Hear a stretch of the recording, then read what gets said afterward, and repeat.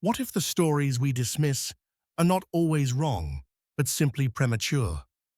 Every era has its whispers, half-heard rumors traded in kitchens and barbershops, questions that arrive without credentials and leave without answers. They tend to sound unreasonable at first, even embarrassing. People lower their voices when they share them, or laugh, as if to soften the risk of being taken seriously. History, after all, has taught us to be wary of shadows. It has also taught us something quieter and far more unsettling. Sometimes the shadows are real. This story is not about paranoia or spectacle. It is about the fragile boundary between skepticism and certainty, and the long, human habit of mistaking discomfort for falsehood. It begins in places where trust once felt solid. Government offices, research labs, corporate boardrooms, hospital wards. Ordinary rooms filled with ordinary people making decisions that would ripple far beyond their walls. For most of us, belief is guided by authority. We rely on institutions to tell us what is safe, what is proven, what is impossible. That reliance is not naive. It is necessary. No one can verify everything alone. But authority, like memory, is selective. It remembers what sustains it. It forgets what threatens it. Across decades, a pattern emerges. A claim surfaces that challenges power or profit. It is dismissed, not always with evidence, but with tone. Words like absurd, irrational, fringe. The people asking questions are reduced to caricatures. Their motives are questioned. Their sanity is quietly, sometimes loudly, doubted. Time passes. Files remain sealed. Reputations erode. Then, slowly, something changes. A document slips into the light. A voice breaks rank. A journalist refuses to stop asking. The story does not explode. It leaks. Piece by piece, the impossible becomes undeniable. What was once labeled fantasy hardens into fact, and the laughter stops. This documentary journey is not an argument for believing everything. It is an invitation to examine how truth behaves under pressure, how power responds when exposed, and how easily certainty can be manufactured when doubt is inconvenient. These are not tales of secret cabals ruling the world from hidden rooms. They are more intimate than that. They involve memos written in careful language, meetings justified as routine, decisions framed as necessary, temporary, or harmless. Harm, when it came, was often described as collateral, unintended, or unfortunate. Rarely was it called what it was. What makes these stories linger is not only what happened, but how long it took to acknowledge it. Years, sometimes decades, long enough for careers to end, for victims to die, for the architects of deception to retire quietly. By the time truth arrived, it felt less like justice and more like archaeology. There is a temptation to treat these revelations as anomalies, relics of a darker past, to reassure ourselves that systems have learned, that safeguards now exist, that transparency has prevailed. Yet history resists such neat conclusions. Each generation inherits the same tools, the same incentives, and the same capacity for self-justification. At its core, this is a human story, about fear of disorder, about the desire to control narratives as tightly as we control outcomes, about the cost of certainty when it is enforced rather than earned. As we move forward, we will revisit moments when doubt was punished and silence was rewarded. We will hear from the margins, from footnotes, from records never meant to be read aloud, and we will ask a question that has no final answer, only consequences. When truth finally arrives, will we recognize it, or will we dismiss it once again as something easier to ignore. It started with a break-in, small, almost forgettable. June 17, 1972. A group of men was caught inside an office at the Watergate complex in Washington, D.C. They were planting listening devices and photographing documents inside the headquarters of a political opponent. At first glance, it looked like an amateur mistake, a third-rate burglary, the press called it. Overzealous campaign workers, perhaps. Nothing more. But the arrests raised questions that didn't settle easily. The men weren't petty thieves. They had ties to intelligence agencies and the ruling administration. The official story didn't hold its shape for long. Two young reporters, working for a major newspaper, refused to let it go. They followed odd trails, campaign finance records, obscure connections, anonymous phone calls. Each fragment of evidence whispered the same chilling possibility. The break-in wasn't rogue, it was orchestrated. As the reporters dug deeper, the denials grew louder. Officials mocked the idea of conspiracy. They dismissed the questions as partisan paranoia. The president himself assured the public that his office had nothing to hide. But behind the scenes, a different story unfolded. Funds had been misused. Witnesses were paid to stay silent. Intelligence officers worked not against foreign enemies, but domestic political rivals. The machinery of government had been bent, in secret, to serve power. The deeper the investigation went, the higher the trail led, until it reached the very top. The president's inner circle was implicated. When audio recordings from the Oval Office were subpoenaed, officials stalled. Edited versions were released. But eventually, under pressure, the full tapes emerged. They revealed what many feared and few dared say aloud. The conspiracy was real. A sitting U.S. president had overseen not only political espionage, but an elaborate cover-up to hide it. Intelligence agencies had been weaponized against citizens.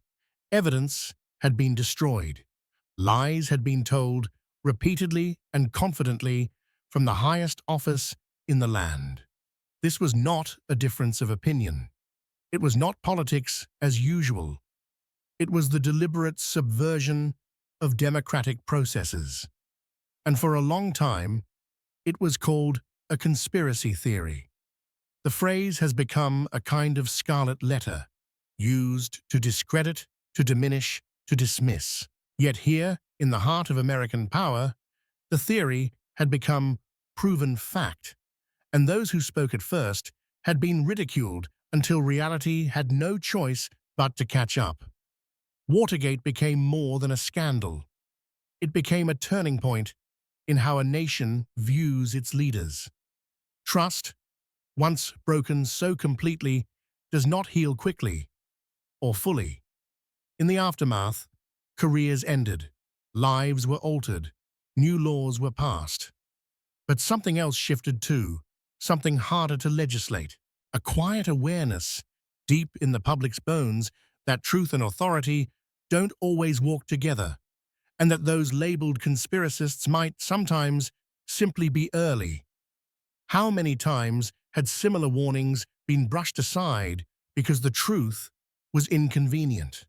How many secrets remain, still buried beneath layers of dismissal and delay? The Watergate break-in began as a small crime, but it revealed a larger question, one we carry still. When power hides behind lies, who dares to look closer? It began with a whisper in the wires. For years, privacy advocates warned of an invisible dragnet. They said governments weren't just watching suspects, they were watching everyone. Every call, every email, every search. A quiet net, cast across the globe, unseen and unaccountable. They were labeled alarmists, technophobes, conspiracy theorists. Then, in 2013, the net was revealed. A young contractor, pale, and precise, slipped through the cracks of one of the world's most secretive agencies. He gathered documents, thousands of them, diagrams, memos, legal justifications, proof. He sent them to journalists and fled, knowing he'd be hunted. The revelations were staggering. Programs with names like Prism and X-Keyscore, once science fiction, were now undeniable fact. Intelligence agencies weren't just surveilling potential threats, they were collecting metadata on millions, who you called, when, and where. They were siphoning emails, chats, browsing habits. They were tapping into the servers of the very companies that promised you privacy. The surveillance was not targeted, it was systemic. Government spokespeople, when pressed, had always chosen their words carefully. No surveillance without a warrant, they said. Only foreigners are monitored, they added. But the documents told a different story, one of mass surveillance carefully shielded behind classified language and secret courts. What the conspiracy theorists had imagined was, if anything, an understatement.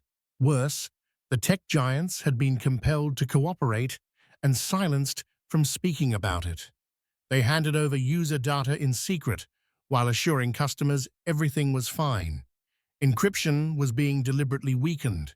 Security holes were being preserved, not patched. The very infrastructure of the internet had been turned against its users. And when the truth surfaced, the official reaction followed a familiar pattern: denial, minimization, justification.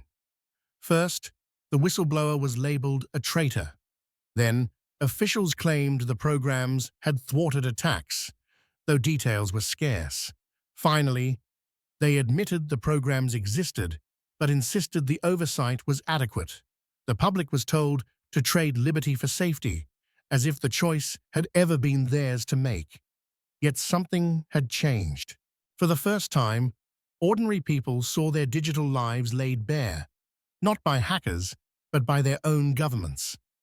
The scope wasn't just national, it was global. Allies traded data to bypass domestic laws. Surveillance circled the globe like a digital tide. And still, most of it continued. The whistleblower lives in exile. The journalists who broke the story faced threats and surveillance themselves. And the programs, while renamed or slightly reformed, were never truly dismantled. The story of mass surveillance revealed a fundamental truth. Technology in the wrong hands becomes not a tool of freedom, but a system of control. What had been dismissed as paranoia was instead a blueprint, meticulously implemented, ruthlessly hidden, and only revealed because one man chose to speak. But what if he hadn't? How many other systems remain hidden, protected by secrecy, and justified by fear? In a world where data is currency and surveillance is invisible, how much privacy do we really have? And perhaps more importantly, how much are we willing to lose before we notice it's gone? The smoke curled upward like a quiet betrayal. For decades, cigarettes were marketed as a symbol of sophistication, freedom, even health. Doctors appeared in ads. Athletes posed with packs. The public lit up with confidence, believing the worst thing tobacco might cause was a little cough. But a different story smoldered beneath the surface. Scientists began raising alarms in the 1950s. They found links between smoking and lung cancer, heart disease, and early death. The tobacco industry responded with disbelief, loud, rehearsed, and strategic. They called the research flawed, the scientists biased. The warnings, they insisted, were scare tactics designed by people who hated business or pleasure or modern life. What they didn't say was that they already knew. Internal documents, millions of pages, later forced into daylight by lawsuits, told a story far more sinister than simple denial. Tobacco companies had known since the 1950s that smoking caused cancer. Their own scientists had confirmed it. Their executives had read the memos. But instead of sounding the alarm, they built a wall of doubt. "Doubt is our product," read one infamous internal document. Not truth, not safety, doubt. It was a strategy of delay. If science could be muddied, if debate could be prolonged, then regulation could be postponed. Profits could keep flowing. And the deaths would come quietly.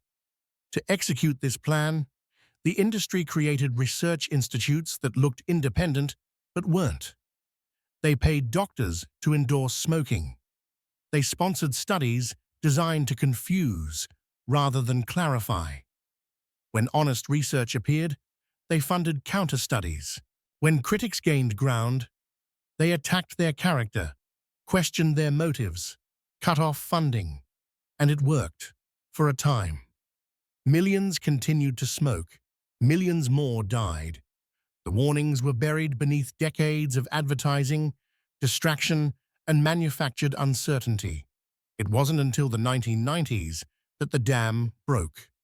Whistleblowers stepped forward. States filed lawsuits. As part of a massive legal settlement, the industry was forced to release its internal files. The documents stripped away every pretense. Executives had calculated addiction rates. They'd tracked cancer links. They'd targeted young people, knowing the earlier someone started, the harder it would be to stop. They didn't just ignore the science, they buried it. The conspiracy wasn't theoretical.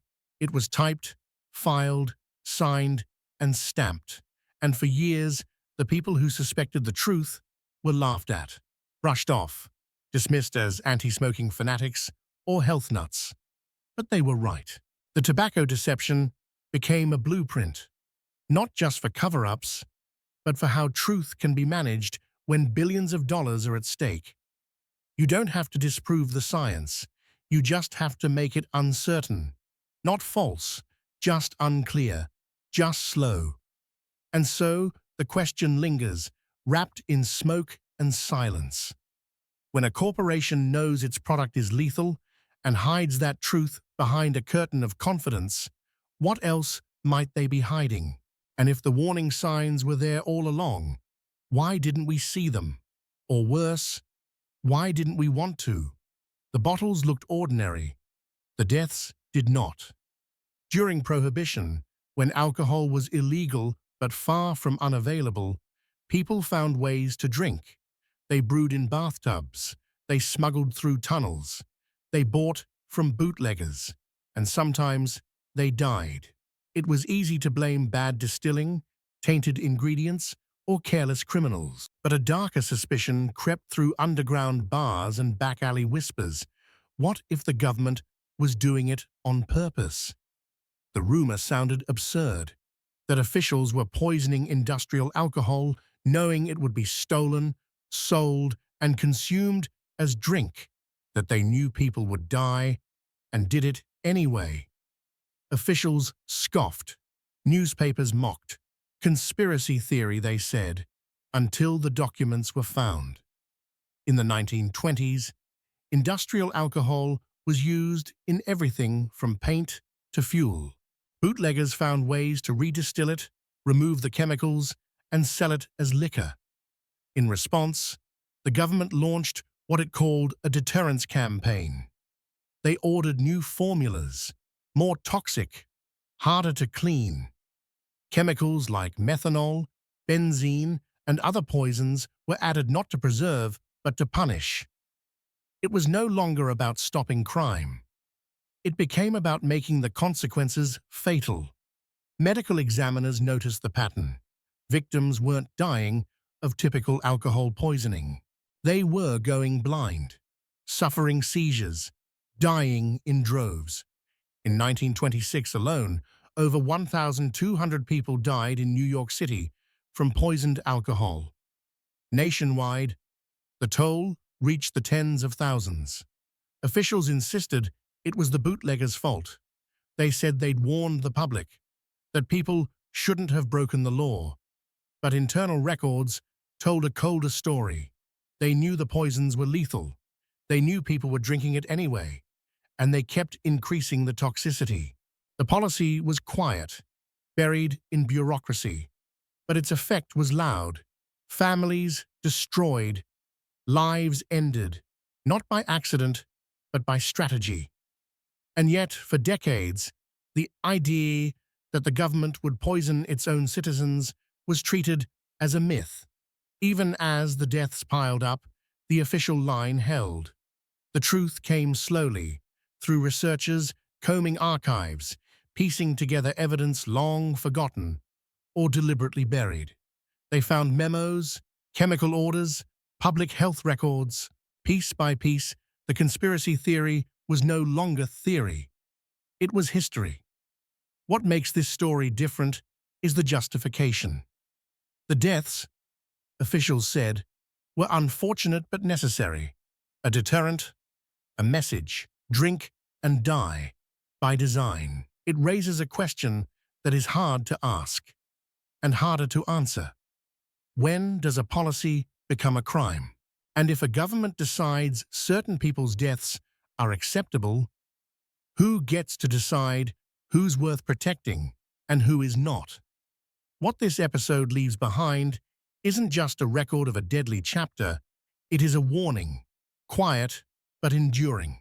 When fear meets power and morality meets enforcement, the cost is often paid in lives. And no one writes their names on the bottle. It started with a pill and a promise, a sleek advertisement, a confident voiceover, a promise of relief from pain, depression, anxiety, whatever ails you. Pharmaceutical companies presented themselves as saviors of the modern age. Their products were miracles, their science untouchable. But behind the polished exterior, cracks began to show. For years, critics raised alarms. They claimed drug companies were hiding evidence of harm, manipulating studies, and pushing dangerous medications while suppressing the truth. The industry dismissed these claims as anti-science paranoia. The people raising them were called misinformed, hysterical, even reckless. Then the lawsuits began. One after another, internal documents surfaced. They weren't vague. They were specific, damning, and cold. In one case, a pain medication was prescribed to millions. Internally, the company had studies showing it increased the risk of heart attacks and strokes. These studies existed before the drug was ever approved. But they weren't shown to regulators. They weren't published. Instead, the company launched a marketing campaign presenting the drug as safe, revolutionary, even gentle. It was anything but. Estimates suggest tens of thousands suffered avoidable heart events. When the evidence became public, the drug was pulled. Settlements were paid. But the pattern didn't stop. More documents revealed that pharmaceutical companies often ran multiple studies on a drug, then only published the positive ones. Negative results were buried, sometimes permanently. Doctors and regulators saw only a curated version of the truth. The picture looked safe because the dangerous pieces were hidden. And when studies were published, some weren't written by the listed authors at all. They were ghost-written by company staff or hired writers. Then prominent doctors, often with financial ties to the company, would attach their names. It gave the appearance of independent science, but it was marketing, dressed in lab coats. One drug marketed to teenagers had internal studies showing it increased the risk of suicide in young people. The company buried that data. They published studies suggesting it was effective and safe. When families sued, the internal documents emerged. The company had known. They had made a choice. And they were not alone. An editor of a leading medical journal once estimated that perhaps half of all clinical trial data was never published. Not because the studies were bad, but because their results were. Even after massive fines and public scandals, the system persists. the incentives remain. $1 billion drug can withstand $1 million fine. The math favors silence. What makes this conspiracy so chilling is its reach. These weren't rogue actors. They were respected companies, employing respected scientists, publishing in respected journals. The deception wasn't on the fringe, it was at the center. And the people who warned us, they were mocked, marginalized, called conspiracy theorists for questioning too loudly, too early. But they were right. This isn't a story about rejecting science. It's about demanding that science remain honest, especially when lives depend on it. So we're left with the question. When trust is sold to the highest bidder, how do we know which truths remain unsold? And how many warnings have we ignored because they arrived before we were ready to believe them? The promise was simple: free medical care for those in need. In the 1930s, hundreds of black men in rural Alabama were told they were being treated for bad blood, a vague term for various common ailments. They were poor, many uneducated, and most grateful for the attention. The government doctors wore white coats, carried clipboards, and offered meals and medicine. What the men didn't know was that they were part of an experiment. They had syphilis, a disease that could be treated, even cured, but they were never told their diagnosis. And once penicillin became the standard treatment in the 1940s, they were deliberately denied the cure. For decades, the goal? To study the progression of untreated syphilis in the human body. The Tuskegee study, as it became known, lasted 40 years. During that time, men went blind. They lost their minds. They died. Their wives were infected. Their children were born with congenital disease, all while the government took notes. Rumors swirled for years. Within black communities, quiet suspicions grew that the government was using poor people as lab rats, that treatments weren't what they seemed, that something wasn't right. But those who raised concerns were dismissed. Paranoid, they were told. Distrustful without cause, just conspiracy theories. Then, in 1972, a whistleblower came forward. A public health worker, horrified by what he'd discovered, leaked the details to a journalist. The article shattered the illusion and the nation's conscience. There had been no informed consent, no ethical oversight, just deception and silence. Even after the study was exposed, officials initially defended it as important science. They claimed the men had volunteered, but documents and interviews proved otherwise. The participants had been misled from the start. They were told they were receiving treatment, when in fact, they were being studied as they suffered and died. The public response was outrage. Laws were changed, research protocols were reformed. But the damage could not be undone. Trust, once broken so deeply, doesn't return easily. For many, the study confirmed long-held fears about medical racism and government exploitation.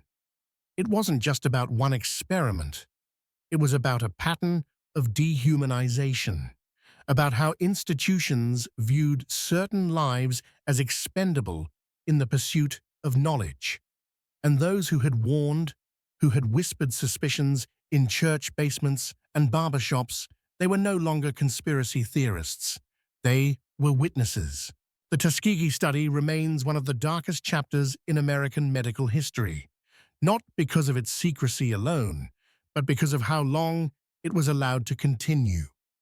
For 30 years after a cure was available, it was withheld, on purpose, by people in positions of power. It forces us to ask, how many other experiments went unnoticed, unchallenged, unremembered? And when entire communities are told they're paranoid for distrusting systems that once harmed them, who are we to say they're wrong? Perhaps the question isn't why some people still mistrust medicine or government. Perhaps the question is, why don't more of us remember why that mistrust exists? It was sweet. too sweet. For decades, fat was the villain of the American diet. Cholesterol was feared. Bacon, butter, and eggs were condemned. Nutritionists and government guidelines all agreed to stay healthy, avoid fat.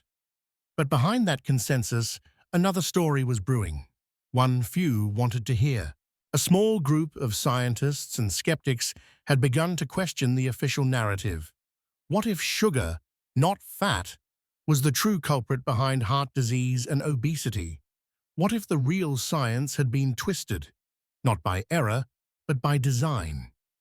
They were laughed at, marginalized, branded conspiracy theorists promoting dangerous diets and junk science. Then, in 2016, the documents surfaced. Buried in the archives of a university library were papers from the Sugar Research Foundation dating back to the 1960s. They revealed something extraordinary. The sugar industry had paid prominent Harvard scientists to produce a paper downplaying sugar's role in heart disease while shifting the blame to fat. The scientists had accepted the money. They had let the industry edit the drafts. They published the paper in a prestigious journal without disclosing the conflict of interest. The review shaped decades of dietary advice, and it was built on manipulation. This wasn't just bias, it was strategy. More documents followed. They showed that the sugar industry funded studies designed to produce friendly results. When research linked sugar to disease, they buried it. They paid scientists to attack rival findings. They created front groups that sounded independent but were run by industry operatives. Their goal was not to discover the truth, but to protect profit. And it worked. Low-fat products flooded grocery store shelves, often loaded with sugar. Food companies reformulated recipes to meet guidelines, replacing fat with sweetness. Obesity rates climbed. So did diabetes. The public followed the rules and got sicker.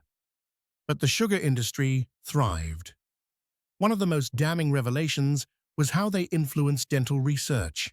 When studies showed sugar caused cavities, they diverted attention to brushing and fluoride. They sponsored campaigns that told people to clean their teeth, not reduce sugar. It wasn't about health. It was about distraction. The conspiracy lasted decades, hidden behind polite science and institutional respectability. And it taught the industry a powerful lesson. If you shape the science, you shape the truth.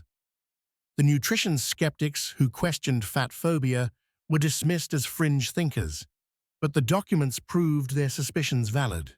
Sugar wasn't just a benign indulgence, it had been protected by a coordinated campaign of denial. And so, a bitter irony remains. Millions trusted the science only to discover the science had been bought. We like to think of public health as a neutral space, guided by evidence, free from agenda. But the sugar story reminds us how easily that space can be rented. So the question becomes, how do we guard truth when science is for sale? And how many of our current health facts are echoes of someone else's marketing plan? The answer may lie not in what we believe, but in who benefits from our belief. It was meant to be secret. It wasn't supposed to be found. In 1971, a group of activists broke into an FBI field office in Media, Pennsylvania. They weren't looking for glory. They were looking for proof. For years, civil rights leaders, anti-war protesters, and community organizers had claimed they were being watched, followed, threatened, sabotaged. They said the government wasn't just observing dissent, it was destroying it. Most people rolled their eyes. Another conspiracy theory. Then the activists found the documents, thousands of pages, surveillance memos, operation plans, internal communications.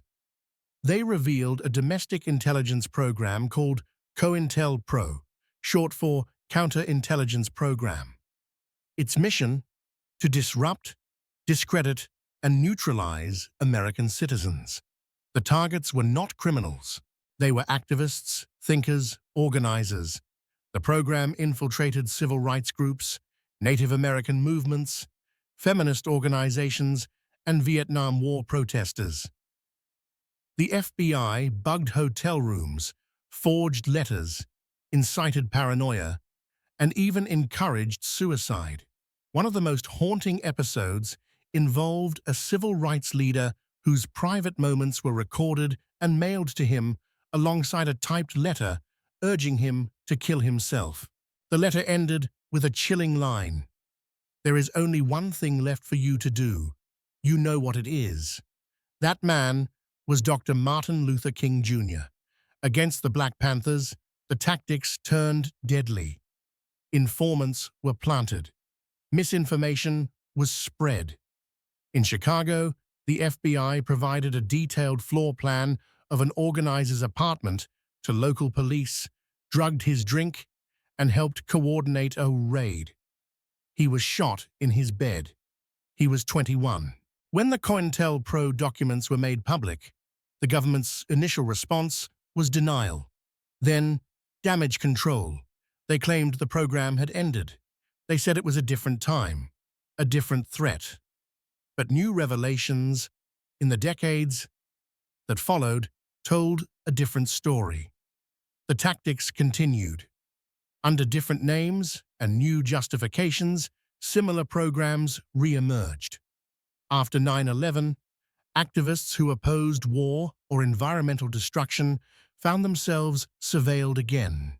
Undercover agents infiltrated protest groups. Peaceful demonstrators were monitored like criminals. No FBI agents were ever prosecuted for COINTELPRO. No reparations were made to the victims. The records exist. The evidence is clear. But the silence lingers. This wasn't a rogue operation. It was policy. And the people who warned us, they were right, even when no one believed them. The COINTELPRO files exposed a fundamental truth about power. When the state feels threatened by ideas, it doesn't always debate them. Sometimes it destroys them. So the question becomes, how do we protect dissent in a democracy when the institutions tasked with defending freedom are the ones undermining it? And when critics of the system are branded as dangerous or deluded, who's left to hold the mirror up to power? Maybe that's what those stolen files really gave us. Not just proof of what was done, but a warning of what can be done again. If we're not watching.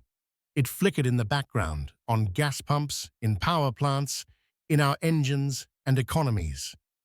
For decades, environmentalists warned that the fossil fuel industry knew the truth about climate change, that oil companies had their own scientists, their own data, their own forecasts, that they understood exactly what burning fossil fuels would do to the planet, and that they chose to hide it. They were mocked, called alarmists, conspiracy theorists spinning tales of corporate villainy. Then, in 2015, the documents surfaced. Internal memos from one of the world's largest oil companies, dated as far back as the 1970s, revealed that their scientists had confirmed the connection between fossil fuels and climate change nearly 40 years earlier. They had conducted rigorous research. They had developed models that predicted with chilling accuracy the warming we're witnessing today. They knew. They also knew what it would mean: rising seas, melting ice caps, droughts, displacement, economic upheaval. They didn't just understand the science, they understood the stakes, and still, they stayed silent. Worse, they chose deception. Rather than warn the public, the company launched a decades-long campaign to sow doubt. They funded think tanks, promoted contrarian scientists, and crafted messaging designed to cast climate science as uncertain or in debate, all while internally planning for a warming world, fortifying offshore rigs, redesigning infrastructure, and preparing for impacts they publicly denied. They studied the playbook written by the tobacco industry and followed it page by page. It wasn't just one company. The deception spread through the industry. Trade associations coordinated campaigns. Political influence was purchased. School curriculums were quietly shaped to downplay climate risks. It was not merely neglect, it was strategy. And all the while, emissions grew. When the documents were revealed, the response followed a familiar script: denial, minimization, deflection. Yes, some employees had studied climate models, but that didn't mean there was a conspiracy. Yes, funding was provided, but only in the interest of scientific balance. But the evidence said otherwise. These weren't isolated memos. They were detailed reports, correspondence between executives, minutes from high-level meetings. They showed an industry making a conscious choice: protect the business model, no matter the cost. And the cost is staggering. Decades of delay, entire generations denied the chance to act sooner. Policies stalled, public awareness manipulated, a planetary crisis accelerated by silence. The climate deception isn't just a scandal, it is a wound. Not because we didn't know, but because those who knew best chose profit over humanity. And those who suspected the truth?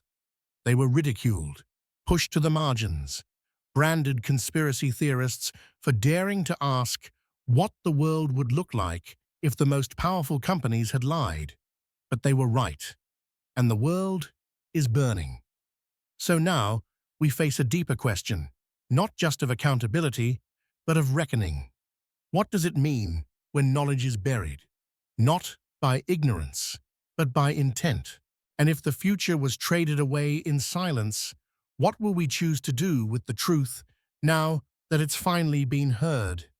They looked up and saw lines in the sky, white trails stretching across the blue, lingering far longer than they used to. People began to wonder, were they just contrails from jets or something else? Some said it was a secret program, governments experimenting with the weather, spraying chemicals into the atmosphere to control storms, droughts, even climate itself. They were laughed off as chemtrail believers, mocked for seeing patterns where none existed. But the reality was more complicated and far less imaginary. Weather modification, it turns out, wasn't a fantasy, it was policy, and it had been for decades. It began with cloud seeding in the 1940s, a technique to stimulate rainfall by dispersing particles like silver iodide into the sky. It was tested across the US, used during droughts, even deployed during the Olympics to manage weather. Scientists called it geoengineering. Officials called it routine. What they didn't call it was transparent. Declassified documents later revealed something more disturbing. During the Vietnam War, the US military launched Operation Popeye, a secret campaign to extend the monsoon season by seeding clouds over enemy supply routes. The goal was to create impassable mud. The operation ran for years and was denied the entire time. Only after whistleblowers and journalists exposed it did Congress hold hearings. In 1977, an international treaty was signed to ban weather modification for military use. But by then, the damage had been done. The idea that governments would alter the weather for strategic gain was no longer theory. It was precedent. In the years that followed, more programs surfaced. Atmospheric tests using chemicals to study particle dispersion. Research on how to reflect sunlight to cool the planet. Experiments that released substances into the upper atmosphere, barium, aluminum, sulfur compounds, not to harm, scientists claimed, but to understand. The documents were public, but the discussion wasn't. Those who raised questions were still dismissed as conspiracy theorists, despite clear records of testing, funding, and implementation. Geoengineering remained a fringe topic until it didn't. Now, as climate change accelerates, global institutions openly discuss using atmospheric modification to slow warming. The science may be real, the intentions may be sincere, but the secrecy surrounding the early programs left a trail of mistrust. People saw strange clouds and asked questions. Instead of answers, they got ridicule. Instead of transparency, they got silence. And silence breeds suspicion. What's most revealing isn't just that weather modification exists, it's how long its reality was denied. The mocking tone, the eye rolls, the refusal to engage. All the while, tests continued. Funded, documented, hidden in plain sight. It leaves us with a paradox. Some conspiracy theories are outlandish. Others are simply ahead of their time. So what do we do when the truth is so carefully managed that only the disbelieved seem to notice it? And in an age where climate catastrophe looms and the tools of planetary engineering are on the table, another question rises like vapor into the air. Who decides what skies we inherit? And will they tell us before or after the clouds begin to change? They said it was impossible, that such things didn't happen here. But when the pieces were finally laid bare, the pattern was undeniable. Across the years, 10 stories, 10 different conspiracies emerged from the shadows into the light. Stories that had once lived on the margins of belief, whispers, rumors, half-truths, dismissed as fantasies born of fear or delusion. And yet, they were real. Political espionage ordered from the highest office, mass surveillance so vast it made science fiction seem tame. Corporations that knowingly poisoned, deceived, and addicted. Governments that chose to watch people die rather than admit the truth. Experiments conducted on unsuspecting citizens under the guise of care. Industries that bought science. Agencies that hunted dissent. Institutions that buried climate science and manipulated weather while denying both. 10 cases, 10 truths. Each one denied until it could be denied no longer. What ties them together is not ideology. It's not party or policy or nation. It's behavior. The behavior of institutions under pressure, of people with something to protect, of systems that prioritize control over accountability. Each time, the pattern repeats. A claim surfaces, usually small, often strange. Those in power deny it. They mock it. They call it irrational. They marginalize the people asking questions. Meanwhile, behind closed doors, records are sealed, documents are shredded, lives are altered. Only when the evidence becomes overwhelming, leaked, subpoenaed, or accidentally uncovered does the truth emerge. By then, years have passed, sometimes decades, and the damage has already been done. The people who spoke up early are rarely thanked. Most are forgotten. Some are punished. The label conspiracy theorist sticks longer than the apology. But here's the uncomfortable part. For every conspiracy that is eventually proven, how many remain hidden? How many stories go untold because the paper trail was erased, because the whistleblower stayed silent, because the evidence was too well buried or too dangerous to pursue? We like to believe in transparency. We want to trust that if something terrible were happening, we'd know, that someone, somewhere, would stop it. But history doesn't support that comfort. History shows us that silence is often preserved until it is broken, not by permission, but by persistence. And the line between skepticism and belief is thinner than we imagine. So what do we do with this knowledge? Do we embrace every theory? Trust nothing? No. That path leads to chaos, not clarity. But neither can we afford to dismiss every suspicion as madness. Not when the record shows that some of the maddest claims were simply truths the world wasn't ready to accept. In the end, these stories are not just about secrets. They're about responsibility, about what we're willing to question, about who we're willing to believe, and about how much truth we're prepared to find in the places we least expect it. So when the next strange story surfaces, ask yourself, is it really too far-fetched? Or is it simply too soon to know? It always starts the same way, with someone asking the wrong question. A curious reporter, a stubborn scientist, a quiet clerk who notices something that doesn't add up. They tug on a thread others have learned to ignore. They ask, what if this isn't what it seems? And more often than not, they're told to stop. They're told they're imagining things, that they're making it political, that their questions are dangerous. And maybe they are. But not because they're false, because they're close. Part of what makes real conspiracies so hard to uncover is that they're not dramatic. They don't unfold in dimly lit rooms with secret handshakes. They happen in offices, through emails, in policy memos, research grants, redacted pages. They happen behind the language of bureaucracy and the veneer of professionalism.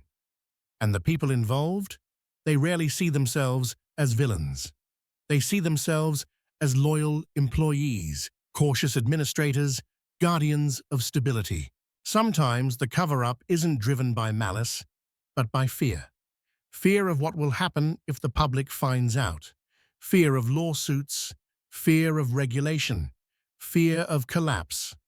So the truth gets managed, delayed, softened, until it disappears. Those who try to expose it are called names: alarmists, radicals, traitors. The label conspiracy theorist becomes a kind of exile, a way to discredit without having to disprove. It's a form of social control as much as intellectual debate. And yet, history keeps vindicating the outliers. Not all of them, not every theory, but enough to force a reckoning. If 10 conspiracies once thought absurd have turned out to be true, how many more are waiting in the wings? That doesn't mean we accept every wild claim, but it does mean we stop pretending all suspicion is foolish. It means we listen more carefully to the uncomfortable questions. It means we recognize that ridicule is not a rebuttal. And it means we ask why the same institutions that hid the truth before now ask for our unquestioning trust. There is no formula for knowing which theory is true, but there are patterns of behavior, of power, of deflection that echo again and again. So when the next strange claim arises, when someone says, "Look at this, it doesn't fit," maybe we pause. Maybe we don't laugh so quickly. Maybe we ask, who benefits if this is ignored? And who loses if it's true? Truth does not arrive with certainty. It arrives with questions. And sometimes it comes from the edge of the conversation, from the voices we were taught not to hear, not because they're always right, but because sometimes they're the only ones still asking. It ends not with revelation, but with recognition. Across these stories, each once ridiculed, now proven, we see more than secrets revealed. We see ourselves, our patterns, our reflexes, our deep, uneasy relationship with the unknown. We like to believe truth rises naturally, like steam from warm ground, that systems built on laws and checks will always self-correct, that good intentions guard us from great harm. But history is quieter than that. It doesn't announce its deceptions. It archives them until someone somewhere decides to look. And when they do, they often find that the truth wasn't buried deep. It was hidden in plain sight, in memos no one read, in policies no one questioned, in silences no one noticed. The real danger, we now see, was never in the question itself, but in how quickly we dismissed it. Conspiracy theory is a phrase that was supposed to protect us from delusion, but too often it's been used to protect power from scrutiny, to turn away the inconvenient, to cast doubt not on the claim, but on the character of the one who dares speak it. That's not just intellectually lazy, it's historically dangerous, because while false theories can indeed harm, so can the refusal to listen, so can the automatic no, the laughing off, the locked file. This isn't a call to believe everything, it's a call to remember that disbelief is not the same as proof, that authority is not the same as accuracy, that comfort is not the same as truth.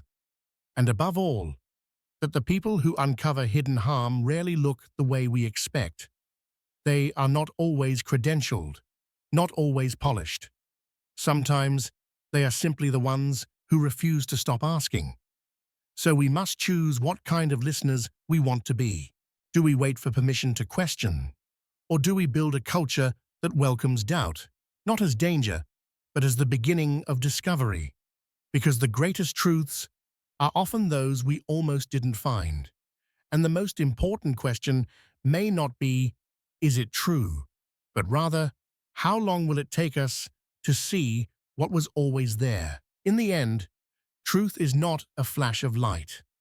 It is a slow turning toward what we were once unwilling to face. And if we're willing to look closely, quietly, honestly, we may find that the path to understanding isn't found in certainty at all, but in the courage to ask again, even when no one is ready to answer.